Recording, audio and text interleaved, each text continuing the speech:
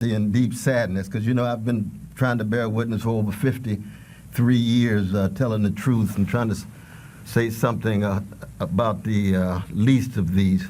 But I think we are witnessing America as a failed social experiment. And what I mean by that is that the history of black people for over 200 and some years in America has been looking at America's failure.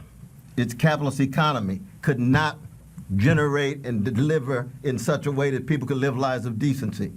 The nation state, its criminal justice system, its legal system could not generate protection of rights and liberties. And now our culture, of course, is so market-driven, everybody for sale, everything for sale. It can't deliver the kind of really real nourishment for soul, for meaning, for purpose. And so when you get this perfect storm of all of these multiple failures at these different levels of the American empire, and Martin King already told us about that. When I saw those pictures there in Atlanta, you could see Martin right there in Atlanta saying, I told you about militarism, I told you about poverty, I told you about materialism, I told you about racism in all of its forms, whatever forms it takes. I told you about xenophobia. And what we've seen in America is now these chickens coming home to roost. You're reaping what you sow. And in this instant, you have Brother George, where it is so clear it is a lynching at the highest level. Nobody can deny it.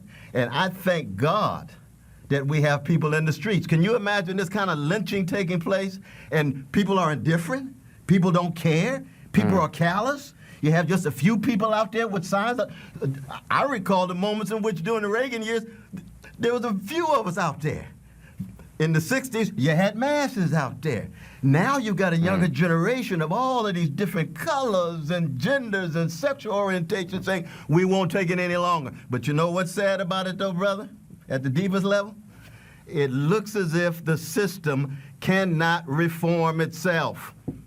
We've tried black faces in high places. Too often our black politicians, professional class, middle class, become too accommodated to the capitalist economy, too accommodated to the militarized nation state, too accommodated to the market-driven culture tied with celebrity status, power, fame, all of that superficial stuff that means so much to so many fellow citizens. And what happens? What happens is we got a neo-fascist gangster in the White House who really doesn't care for the most part. You got a neoliberal wing of the Democratic Party that is now in the driver's seat with the collapse of Brother Bernie, and they don't really know what to do because all they want is show more black faces, show more black faces. But oftentimes these black faces are losing legitimacy too, because the Black Lives Matter movement emerged under a black president, black attorney general, and black Homeland Security, and they couldn't deliver, you see? So that when you talk about the masses of black people, the precious poor and working class black people, poor and working class brown, red, yellow, whatever color, they're the ones who are left out and they feel so thoroughly powerless, helpless, hopeless, then you get rebellion. And we've reached a point now, it's a choice between nonviolent revolution. And by revolution, what I mean is the democratic sharing of power, resources, wealth, and respect. If we don't get that kind of sharing, you're going to get more violent explosions. Now, the sad thing is, in this neo-fascist moment in the White House, you've got some neo-fascist brothers and sisters out there who are already armed. They show up there at the U.S. Capitol, and they don't get arrested. They don't get put down. Well, that's the president. That's the extraordinary thing. You see what I mean? You have these white weekend warriors showing up as if they're former special forces ops when they're not. Busting into the State House, and the president praises those people, and yet everybody else is a thug to the president. He quotes, a white sheriff from the South in, I guess it was 67 or maybe 68. I mean, if you wrote that in a movie, people would say there's no way the president of the United States would quote a Southern sheriff on the night that a great city in this country is seeing, people in the streets. I mean, that's exactly right. But keep in mind, though, brother, also, I guess he is being true to himself.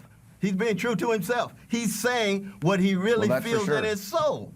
You see what I mean? But see, we have to recognize too, because I know, like Tupac Shakur, I got some thug in me. I know I've got some gangster in me, and as a Christian, I got to fight it every day. What does that mean? That means we have to call people who they are. A neo-fascist thug in the White House calls my brothers and sisters in the street thugs. So that then the question becomes, how do we keep alive moral, spiritual standards, keep alive, stand in contact with the humanity of all of us across the board, but recognizing we're living in a moment of massive economic, what is capitalist economy? Failure when it comes to delivering the needs. The nation state, failure to protect. Critical criminal justice system, failure to be fair, you see. And the only response we have is Samuel Beckett, my brother. Try again, fail better. Try again, fail better. Because white supremacy is going to be around for a long time. Don't get surprised if this happens again. Try again. You know the great moment in. Try again, fail better. That's the blues line of our Irish brother. But the question is, we must fight. Even in a moment in which we have a failed social experiment, we must fight, and we must have an anti-fascist coalition against what's going on in the White House Republican Party. We have to tell the truth about the milquetoast, cowardly activity too often that we see among a neoliberal wing of the Democratic Party, and we must be critical of ourselves in terms of keeping alive the highest moral and spiritual standards of Martin Luther King Jr. and Fannie Lou Hamer and Ella Baker. And you see it at work in the soul of Brother George Floyd's family. Dr. Cornel West, I appreciate your time tonight, and love you though, brother. You stay strong, man. Thank you.